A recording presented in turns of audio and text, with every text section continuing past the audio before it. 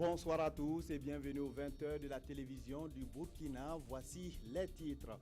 104 milliards de francs CFA pour résoudre les problèmes d'approvisionnement de la ville de Ouagadougou en eau potable à l'horizon 2017.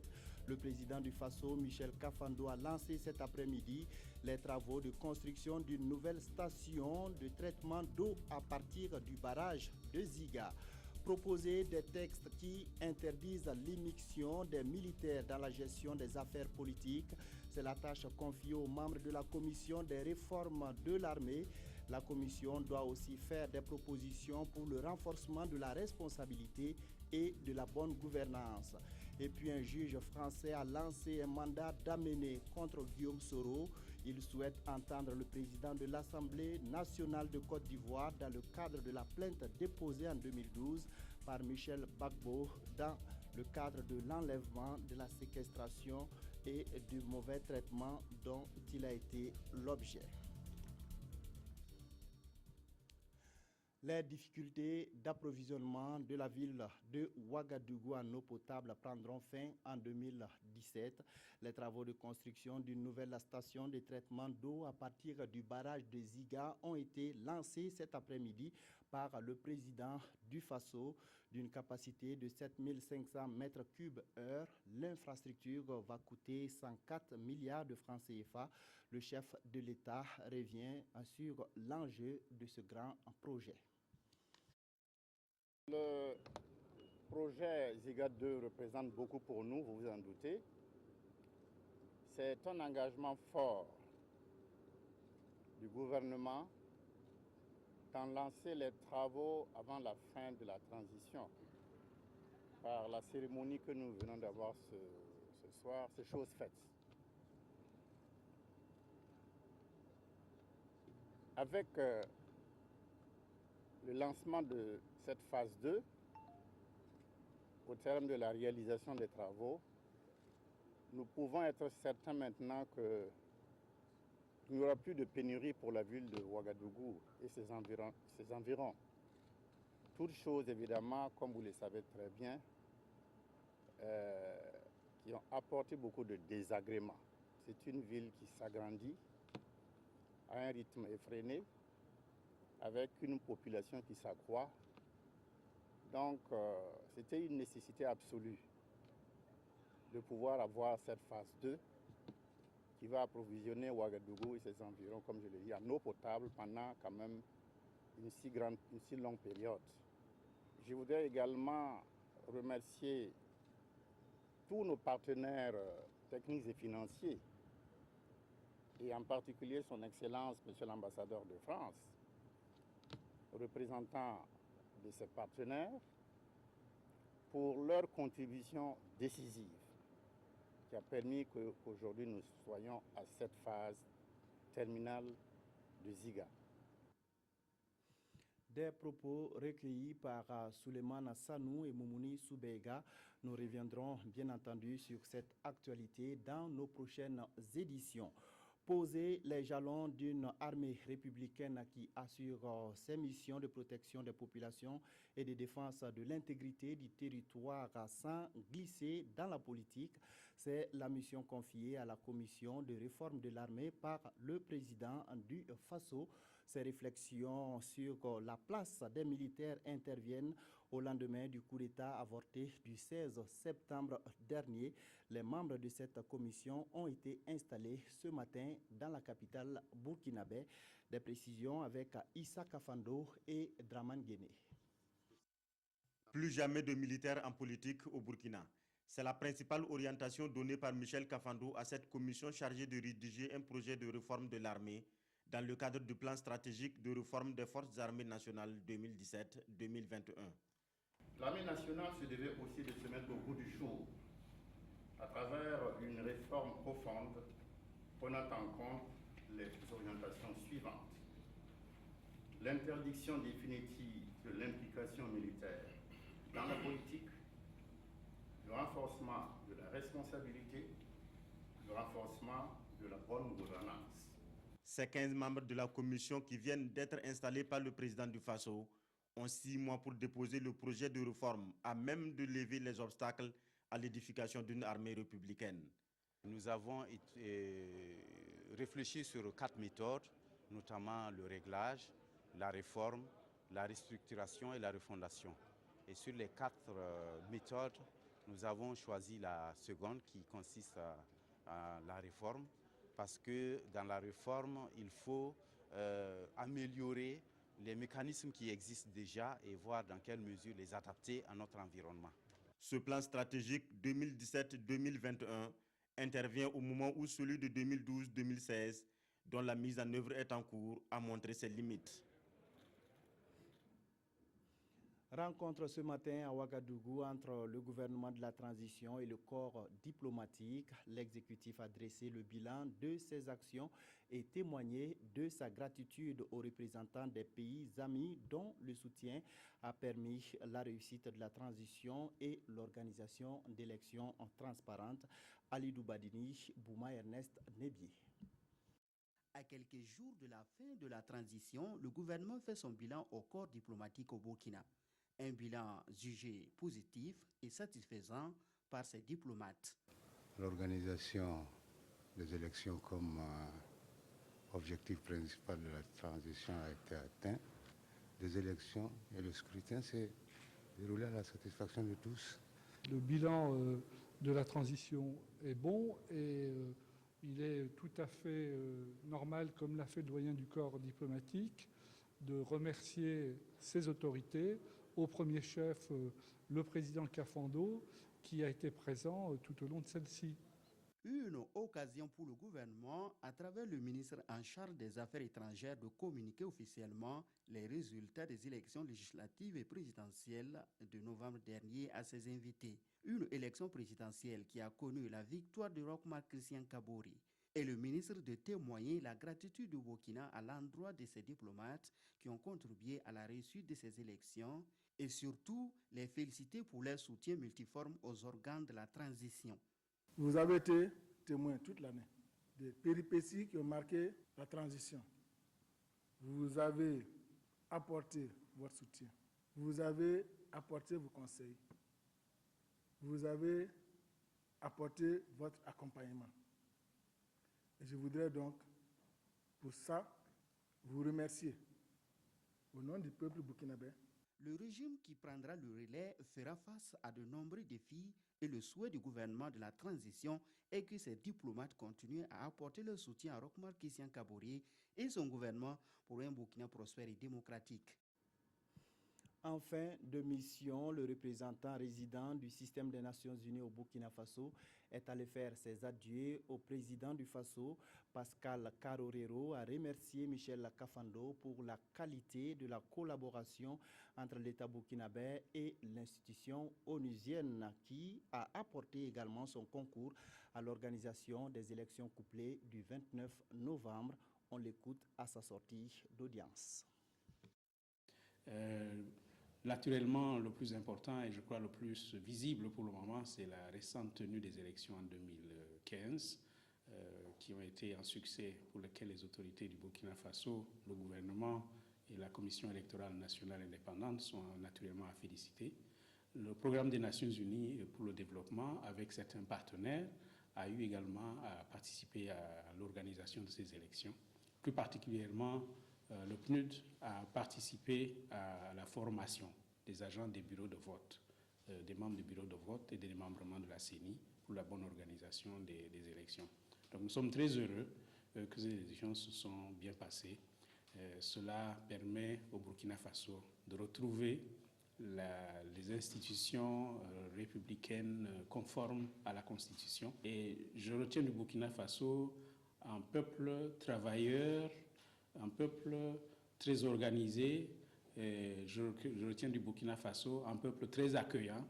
Je dois dire que la chaleur humaine au Burkina Faso compense largement la chaleur physique et la rigueur du climat qui caractérise le Burkina Faso. J'ai passé aussi presque un peu plus de 28 ans au service des Nations Unies.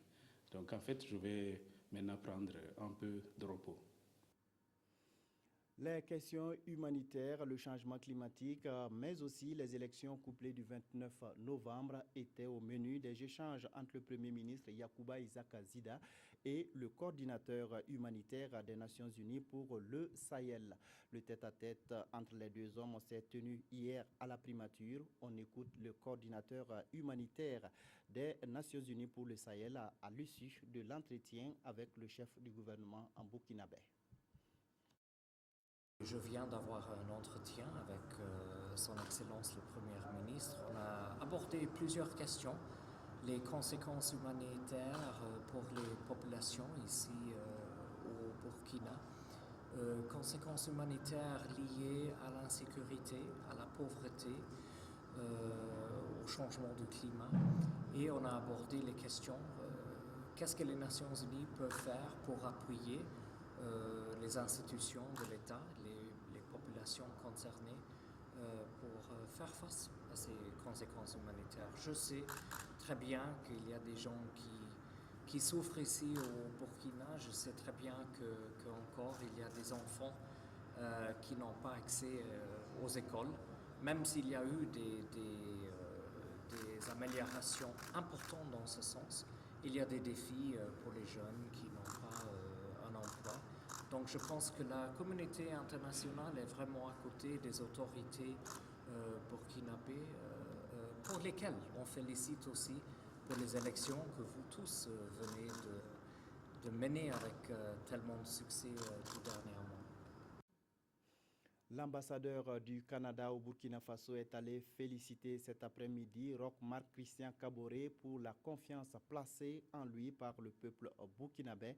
La visite a aussi permis de parler de la coopération bilatérale. Le point avec Adama Guiti et Ismaël Diloma Sirima.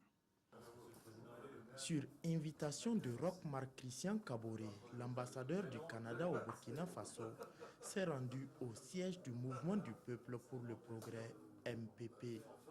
Il est allé féliciter le candidat du MPP pour sa victoire à l'élection présidentielle. Il a également décliné quelques priorités de son pays pour le Burkina Faso. La question des changements climatiques est une des préoccupations et des priorités du gouvernement, mais aussi la question de la sécurité internationale, la question de la réduction de la pauvreté aussi, et spécialement en Afrique. Le Canada est aussi un partenaire commercial important pour le Burkina Faso. Nous avons des investissements ici quand même assez considérables. Nous sommes le premier pays investisseur étranger au Burkina Faso. L'ambassadeur du Canada a également admiré la maturité et la sérénité post-électorale du peuple burkinabé. À quelques jours de la commémoration du 17e anniversaire de l'assassinat du journaliste Norbert Zongo et de ses 3 compagnons, la coalition nationale de lutte contre l'impunité et pour les libertés a dévoilé à la presse les activités qui seront menées le 13 décembre prochain. Il y aura un rassemblement au cimetière de Gounguin et un dépôt de gerbes de fleurs sur la tombe de Norbert Zongo, suivi d'un meeting à la place de la Nation. Adama Guiti, Ismaël Diloma, Sirima. Dans 5 jours, cela va faire 17 ans que Norbert Zongo et 3 de ses compagnons ont été assassinés. Autant d'années après, toujours pas de justice. C'est pourquoi la coalition nationale de lutte contre l'impunité et pour les libertés entend poursuivre la lutte. Depuis et en réalité, rien de concret et de bien consistant n'a été entrepris. L'instruction sérieuse et le jugement sans complaisance des auteurs et commanditaires de ce quadruple assassinat de Saprit sera ainsi un signal fort donné à l'ensemble des apprentis sorciers. Depuis la réouverture du dossier Norbert Zongo le 8 avril 2015, le juge d'instruction a rencontré les avocats en charge du dossier qui disent lui avoir soumis certains éléments d'information. Vous savez par exemple que suite à l'instruction, il y a des documents qui ont circulé. Le MPDHP a même consigné un certain nombre de documents. Il y a des noms qui circulent et tous ces noms-là, nous sommes en train de les reverser à Malgré cela, la coalition persiste sur la poursuite de la lutte, car, disent-ils, même si le régime Compaoré n'est plus, le système Compaoré demeure. Banfoura marche pour la levée du chômage technique à la SN Sosiko. Après avoir été dispersés par les forces de l'ordre, des manifestants ont bloqué la route nationale numéro 7 pour exprimer leur mécontentement. Le constat avec Hassan Gouragou et Karim Sissé. Poste de péage de Banfoura.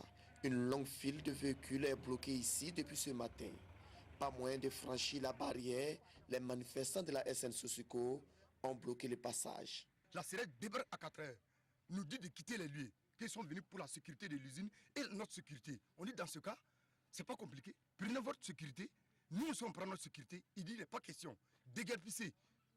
Avec l'alerte, tout le monde s'est rassemblé. Et qu'est-ce qui s'est passé? C'est des tirs d'assommation. La nationale 1 a été bloquée par les ouvriers.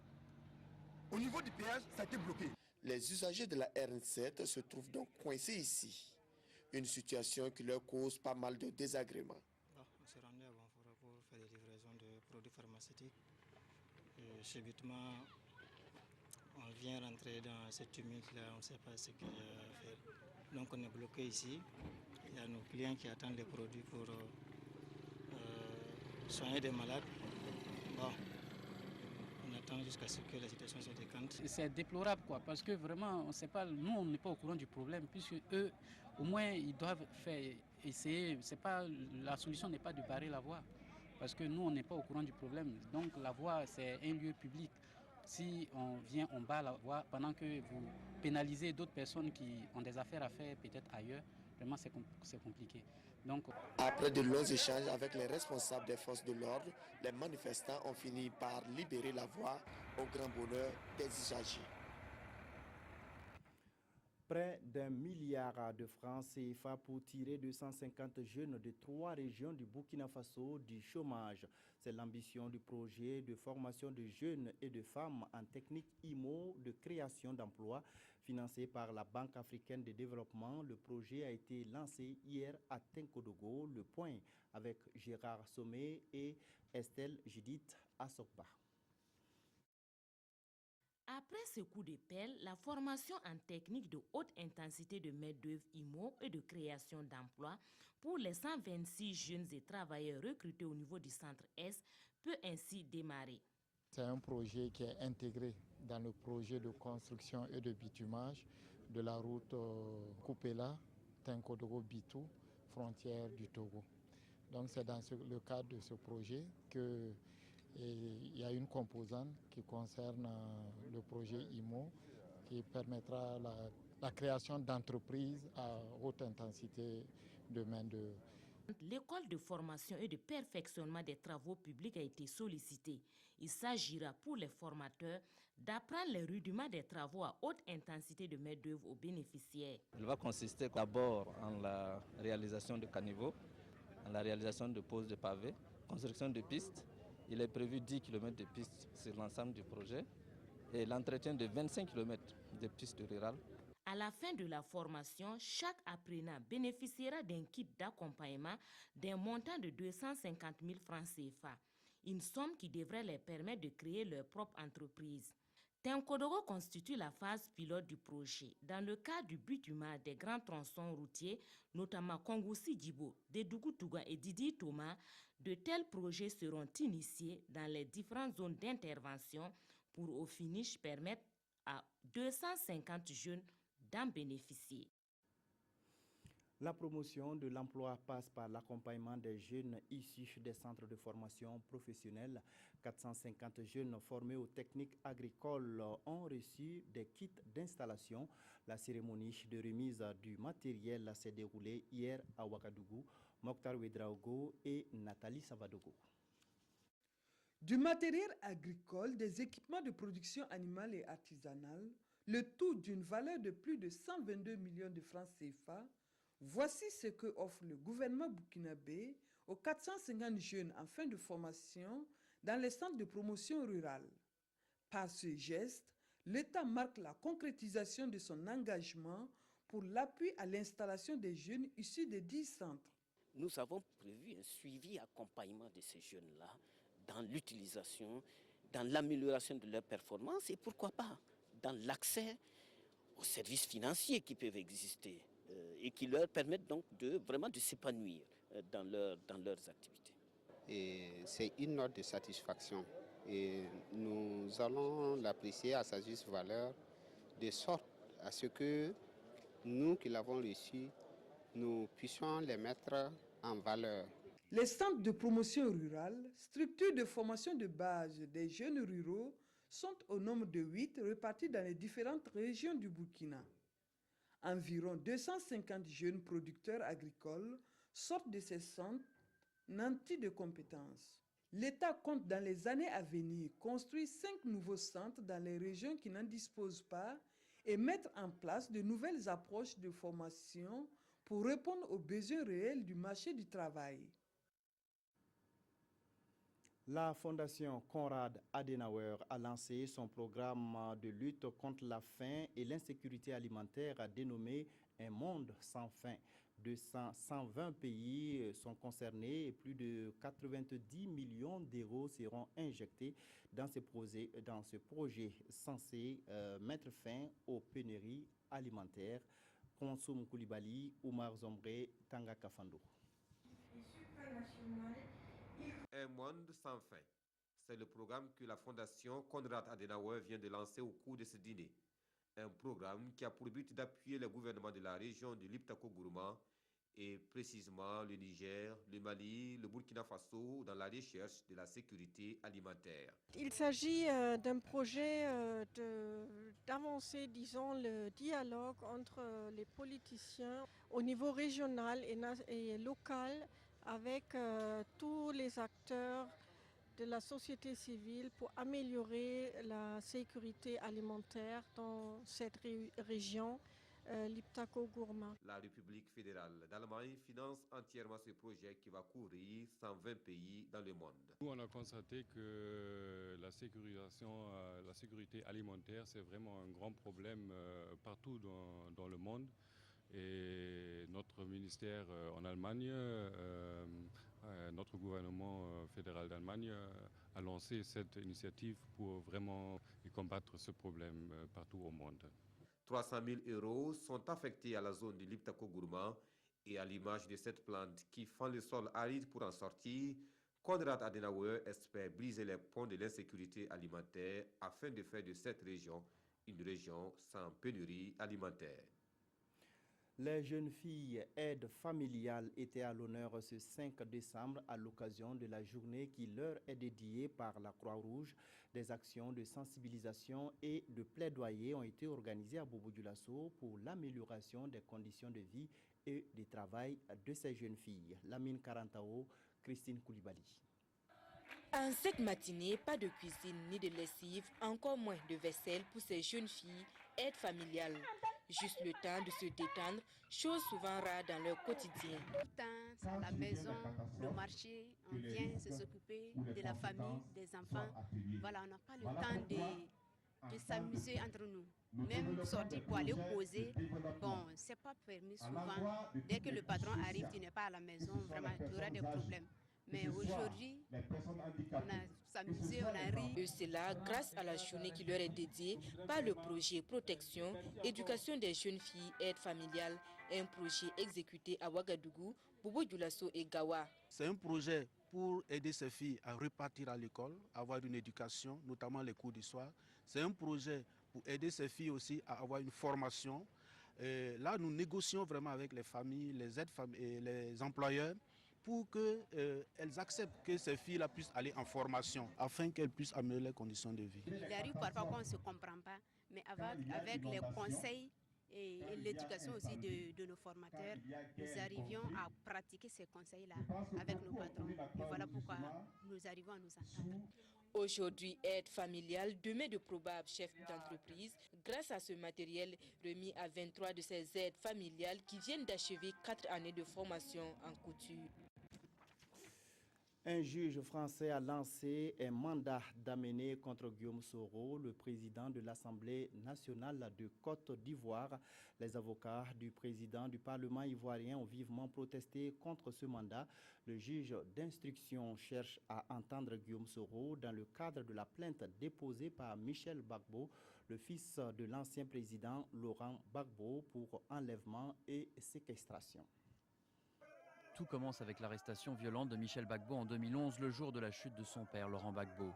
Par la suite, Michel Gbagbo porte plainte en France contre Guillaume Soro, qui était alors le responsable de ses soldats, les forces républicaines. Michel Gbagbo porte plainte pour enlèvement, séquestration, traitements inhumains et dégradants. Une juge française convoque Guillaume Soro à plusieurs reprises, mais jamais il ne va la voir. Alors ce lundi, 17 policiers, selon l'avocat de Soro, se rendent au domicile d'un de ses proches près de Paris avec un mandat d'amener. Le président de l'Assemblée nationale ne s'y trouve pas, mais il est bien en France car il est en mission officielle pour la COP21. On le voit ici avec le président du Sénat, Gérard Larcher. Son avocat prépare une riposte. Monsieur Guillaume Soro, qui fait confiance à la justice française, va déposer une plainte auprès du parquet pour dénonciation calomnieuse. Donc voilà, nous sommes dans un processus judiciaire qui doit suivre son cours paisiblement, normalement, sans qu'il y ait des actes disproportionnés avec l'importance de cette affaire. L'avocate de Michel Gbagbo, elle parle d'impunité. Manifestement, et c'est malheureux, mais ça reflète un peu la position de l'État de Côte d'Ivoire actuel, en tout cas avec ses nouveaux dirigeants et le régime actuel, c'est qu'on a tendance à confondre immunité et impunité. Une immunité parlementaire, ce n'est pas une impunité, ce n'est pas un permis de faire tout ce qu'on veut et du n'importe quoi. Guillaume Soro traverse une période difficile car il est impliqué dans une autre affaire en ce moment. Des écoutes téléphoniques montreraient qu'il a essayé de soutenir les putschistes lors du coup d'État au Burkina Faso en septembre 2015. Et on apprend à l'instant que le juge d'instruction a levé le mandat d'amener visant Guillaume Soro, le président du Parlement de Côte d'Ivoire. L'annonce a été faite par les avocats de Guillaume Soro. Nous reviendrons plus en détail sur ces informations dans nos prochaines éditions. Pendant que les dirigeants du monde entier sont réunis à Paris pour discuter de la baisse de l'émission des gaz à effet de serre, le niveau de pollution en Chine a atteint un seuil critique.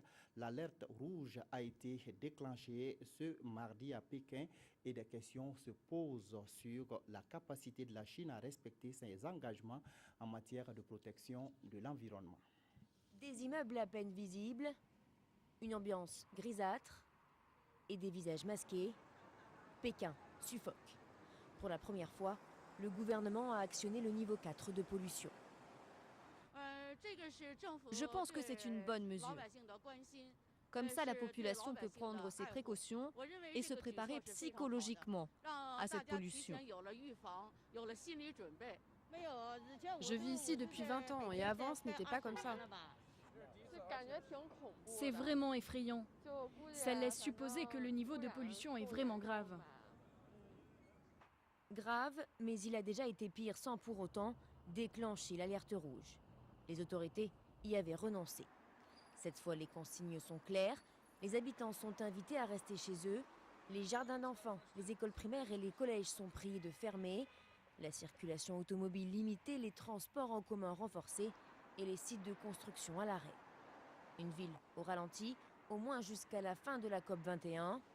Depuis son ouverture le 30 novembre dernier, Pékin avait déjà été placé en alerte orange. Quels sont les principaux sujets qui ont intéressé nos confrères de la presse écrite? La réponse avec la revue de presse de Abdoul Rasmane Zongo.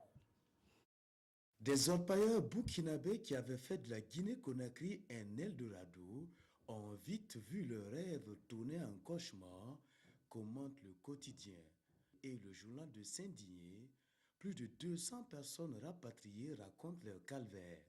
Retour forcé de Guinée pour plus de 200 Burkinabés, renchérit l'Observateur. Ces expulsés, selon notre confrère, disent avoir subi les pires traitements des autorités guinéennes lors de leur cantonnement dans un camp militaire. Ces Burkinabés sont âgés de 17 à 35 ans, informent les éditions Le Pays sous le titre « Les 248 Burkinabés expulsés de retour au bercail ». Autre sujet, affaire Arnold Kissou, condamné à 6 mois avec sursis, relate le quotidien aujourd'hui au Faso, qui rappelle que tout a commencé le 13 octobre lorsque l'élève a été arrêté et emprisonné. Puis s'ensuit l'intensification des mouvements des élèves et la suite on la connaît. L'élève Kissou s'en sort avec un verdict de 6 mois avec sursis. Notre temps pour sa part met l'accent sur le dispositif sécuritaire. Un fort contingent d'agents de sécurité a été déployé au procès, remarque le journal, et cela par crainte de perturbation du procès par les élèves et autres camarades de l'accusé. Viendra pas, Alassane Ouattara, selon le quotidien Notre Temps, a indiqué, je cite, qu'il comptait se rendre à Ouagadougou pour l'investiture de Roch-Marc Christian Kaboré. Fin de citation. On s'arrête là pour cette édition. L'information revient tout à l'heure à 22h15.